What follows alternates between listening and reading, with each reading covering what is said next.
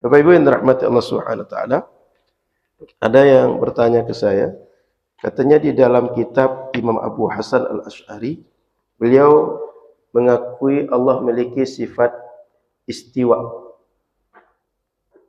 Perlu Bapak Ibu tahu, semua ulama Ahlus Sunnah harus mengakui sifat Allah yang diceritakan dalam Quran dan hadis Nabi. Tak boleh ingkar. Tapi perlu dipahami, sifat Allah itu kaidah Ahlus Sunnah adalah semua sifat yang menunjukkan kesempurnaan bagi Allah, suci dari segala kekurangan, suci dari ketidakberdayaan, suci dari kelemahan, suci dari aib dan cacat. Kenapa? Dia Allah, dia Tuhan. Kalau Tuhan, dia maha sempurna. Tidak ada yang sempurna seperti Tuhan. Selain Tuhan, tidak sempurna. Maka Tuhan itu sempurna. Kaidahnya itu. Oleh ulama, cara memahami sifat Allah, Ahlus Sunnah memiliki metode tafwid dan takwil. Tapi poin dasarnya adalah meyakini Allah Subhanahu wa taala maha suci dengan segala sifat menunjukkan kesempurnaan, dan tidak ada satupun sifat yang menunjukkan kekurangan. Sifat kekurangan itu diantaranya berhajat atau butuh kepada makhluknya, baik untuk berada, baik untuk eksis, baik untuk kelanjutan keberadaan dia. Itu keyakinan Ahlus Sunnah. Maka misalnya kata Imam Abu Hasan, wa anna Allah Ta'ala istawa 'alal 'arsy 'alal wajhi alladhi qala wa bil ma'na alladhi arada. Allah Subhanahu wa taala, kata Imam Abu Hasan dalam kitab Al-Ibanah, itu istiwa di atas arsy berdasarkan istiwa sesuai yang dia firmankan, bukan yang kita gambarkan, tapi sesuai yang dia mau. Wa bil ma'na alladhi arada, dengan makna yang dia inginkan. Nah, kita tinggal, kalau ada orang meyakini Allah bersifat istiwa di atas aras, tinggal tanya, apa yang Anda yakini? Apakah sesuai dengan yang Allah mau atau tidak? Yang diyakini orang Wahabi tidak sesuai dengan Allah mau. Kenapa? Orang Wahabi meyakini adalah posisi. Sehingga digambarkan mereka seperti gelas di atas bumi, kemudian langit, kemudian aras. Sehingga dia tinggi. Maka sampai ada nalar mereka, makin tinggi seseorang makin dekat dengan Allah. Sehingga beruntunglah orang kalau tinggal di atas gunung. Rugilah orang tinggal di bawah lembah. Apa sebegitunya Allah membagi hambanya. Malang betul orang tinggal di lembah. Sehingga pindah semua orang ke gunung. Tapi tak pernah ajaran begitu. Kemudian, istiwaan munazzahan anil mumasati wal istiqrar wat tamakkun wal hulul wal intiqal. Allah istiwa di atas aras itu tidak nempel, tidak menetap, tidak eksis di atas satu tempat tertentu, tidak melebur dan tidak berpindah-pindah dari satu lokasi ke lokasi yang lain. La yahmiluhul arsh, dia tidak dibawa oleh aras, tidak dibawa kemana-mana oleh aras. Kalau aras pindah, dia pindah. Tidak. Wa hamalatuhu mahmuluna. Tapi aras itu dan semua yang memanggu aras itu semuanya adalah berada di bawah kudrah Allah. Justru Allah yang membawa, menggerakkan, memindahkan. Bukan Allah yang dipindahkan mengikut aras, tapi aras itu mengikut perintah Allah, mau diapakan, mau kemana.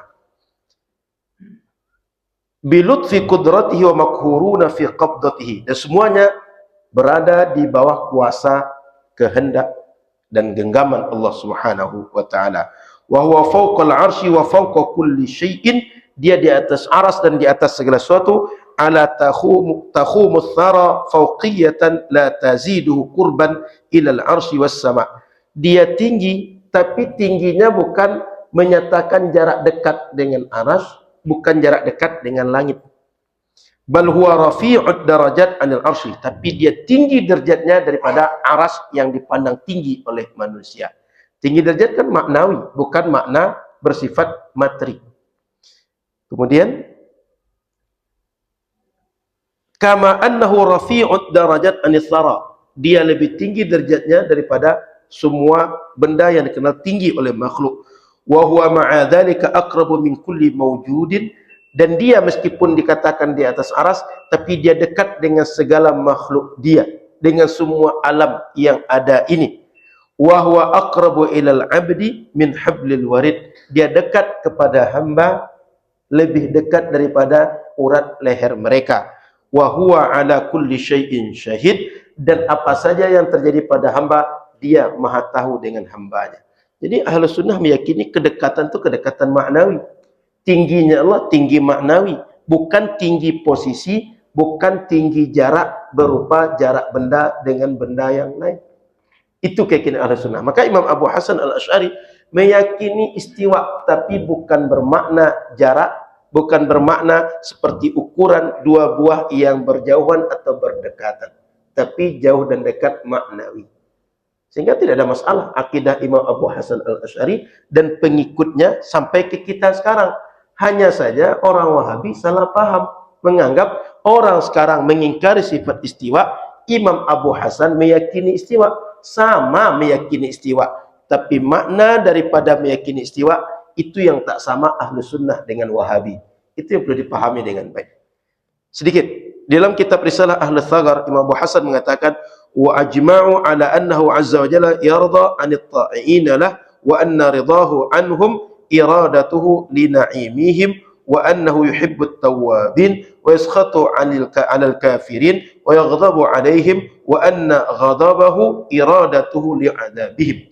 Imam Abu Hasan mengatakan ijma' semua ulama bahwa Allah ridha kepada orang taat, dan ridha Allah kepada mereka maksudnya Allah menginginkan memberikan nikmat, memberikan rahmat, memberikan karunia kepada orang yang diridainya, dan dia mencintai orang-orang bertaubat, dan dia murka kepada orang-orang kafir, dan dia marah kepada orang-orang kafir. Marah di situ maksudnya iradatuhu li'adabihim. Allah ingin mengazab mereka di akhirat nanti.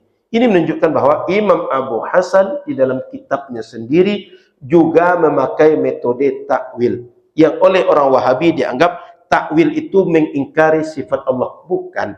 Takwil itu adalah memahami sifat Allah dengan makna-makna dalam bahasa Arab, tapi makna itu bukan makna nomor satu. Ibarat bahasa kita, ada maknanya makna yang paling langsung dipahami, otomatis, spontan kalau kita bicara. Ada makna kedua, ada makna ketiga. Ada makna hakiki, ada makna majazi. Takwil mengambil makna di antara makna-makna dalam bahasa Arab, tapi sesuai dengan sifat Allah.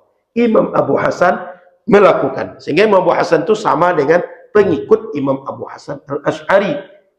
Orang Wahabi menganggap tidak. Imam Abu Hasan beda dengan pengikut Imam Abu Hasan. Itu adalah sebuah dusta dan fitnah. Wallahu a'lam. Subhanakallah bihamdika, asyhadu an la ilaha illa anta, astaghfiruka wa atubu ilaika. Assalamualaikum warahmatullahi wabarakatuh.